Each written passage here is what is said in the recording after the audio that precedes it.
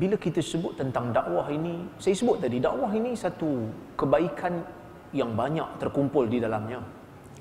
Bila kebaikan itu banyak, bukanlah bermakna kerja itu senang. Nabi itu martabatnya tinggi kerana ujiannya besar. Abu Bakar itu martabatnya tinggi kerana pengorbanannya besar. Begitu juga dakwah. Allah meletakkan insan di tempat-tempat yang sesuai untuk dia berjuang untuk Islam dan berperanan untuk Islam. Ada di kalangan ulama, Allah Ta'ala jadikan dia ini orang yang suka kepada hadis. Dan sepanjang zaman, ulama hadis ni memang tak disukai oleh sebahagian orang, terutamanya orang-orang yang ceramah agama. Kerana kerja orang yang belajar hadis ini nak menilai hadis. Yang baca hadis apa? Orang-orang agama. Maka mereka agak kurang senang dengan orang-orang yang belajar hadis. Bukan zaman ni ya tuan-tuan. Daripada zaman dulu lagi. Daripada zaman dulu lagi. Maka sebab itu Al-Imam Al-Bukhari mati dalam buangan kerana dimusuhi oleh pemerintah di zaman dia. Disebabkan Imam Bukhari tak nak buat kelas dekat istana untuk dia seorang-seorang. Imam Bukhari kata, kalau nak belajar mari kat aku. Aku takkan hina ilmu sampai nak bawa ilmu ni ke sana. Orang hadis ada gahnya. Satu. Yahya bin Ma'in yang saya cerita tadi, yang jadi bankrupt semata-mata belajar hadis. Yahya bin Ma'in, kata Abu Zur'ah, qallama yuntafa'u bi Ibn Ma'in, ataupun bi Yahya bin Ma'in. Sangat sedikit orang yang mengambil ilmu daripada Yahya bin Ma'in dari sudut ceramah dia. Kerana di zaman dia hidup orang tak suka kat dia.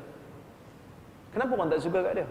Kerana kerja Yahya bin Ma'in ni selain daripada mengumpul hadis, kan saya bagi tahu tadi, dia cek perawi seorang-seorang sampai kena terajang jatuh bawah katil. Kerja dia menilai perawi. Bila kerja menilai perawi, nak bagi tahu kat orang perawi ni dhaif, perawi ni kurang baik, perawi ni okey, perawi ni pendusta. Agak-agak siapa yang suka? Saya setakat nak baca, yang ni hadis ni tak sahih, ustaz ni mungkin silap, pun orang benci. Kadang-kadang bukan kita saja nak cari salah, dah orang tanya ramai sangat. Tugas kita nak bagi tahu, nak jaga hadis Nabi. Orang dah tanya banyak sangat, terpaksa buat post lah. Maka kita betulkan kesilapan. Tapi dianggap sebagai orang yang memusuhi orang lain. Bukan memusuhi, nak betulkan kesilapan. Dan itu adalah dakwah. Dakwah ini penuh dengan cabaran. Orang lain sedap makan lemang, saya raya-raya kena maki dengan orang. Tapi tak apalah, kerana saya menganggap mungkinlah ada sedikit kelebihan pahala yang Allah Ta'ala nak bagi kat saya. Dan dakwah ni bukan nak tunggu orang tak terasa. Imam Nawawi pun, zaman dia, pemerintah marah kat dia, Sultan Zahir. Sultan Zahir terasa dengan dia. Ketika mana Sultan Zahir datang menguasai Damsyik. Sultan Zahir ni, dia buat polisi-polisi yang menyusahkan rakyat. Susahkan rakyat. Jadi di mana rakyat nak mengadu? Dekat ulama. Apa yang Imam Nawawi buat? Dia tulis surat. Dia kata tak boleh nak menyusahkan rakyat, suruh infak fisabilillah sehinggalah harta-harta di istana itu dihabiskan dulu. Habiskan dulu harta tu. Jangan nak pergi tekan rakyat. Dan ditulis satu lagi surat. Dia kata, ketika mana polisi baru dibuat, mana-mana rakyat yang ada tanah dan tak ada bukti yang mengatakan dia pemilik tanah, kerajaan akan rampas, kerana itu harta kerajaan. Imam Nawawi tulis surat. Dia kata kamu telah membebankan pada rakyat dengan benda yang Islam tak pernah minta.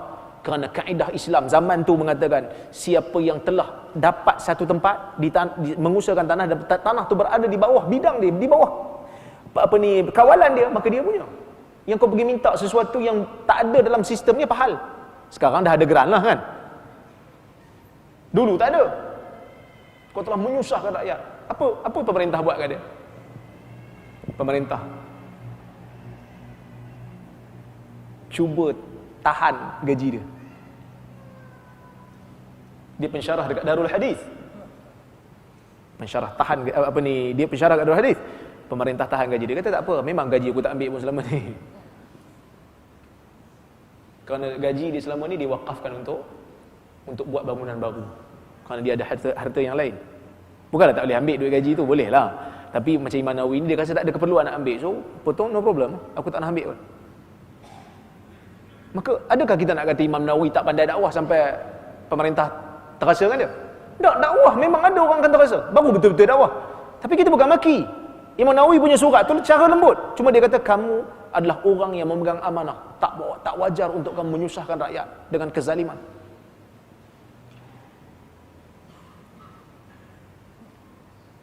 Maka kita kena nilai balik.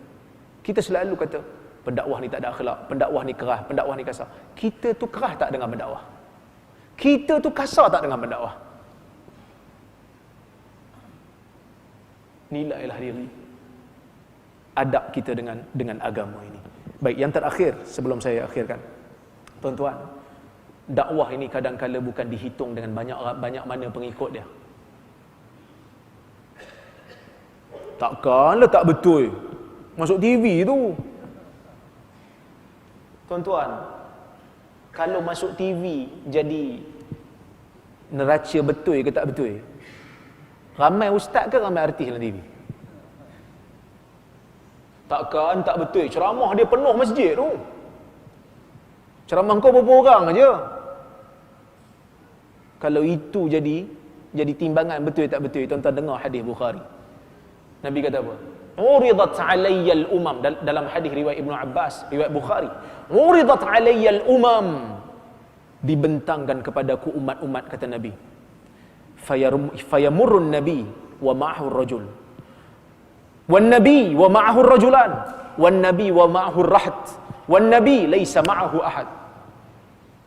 Dibentangkan padaku umat-umat sebelum ni. Lalu Nabi yang terdahulu sebelum daripada Nabi Muhammad, lalu seorang Nabi bersama dengan dia seorang lelaki, seorang pengikut. Lalu lagi seorang Nabi, 2 orang pengikut. Ada seorang lagi Nabi, ramailah sikit, tak lebih 10 orang. Satu kumpulan kecil 10 orang. Ada lalu lagi seorang Nabi, 1 pengikut pun tak ada.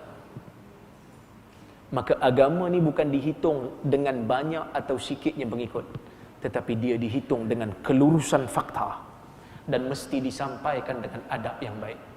Wallahu subhanahu wa ta'ala alam.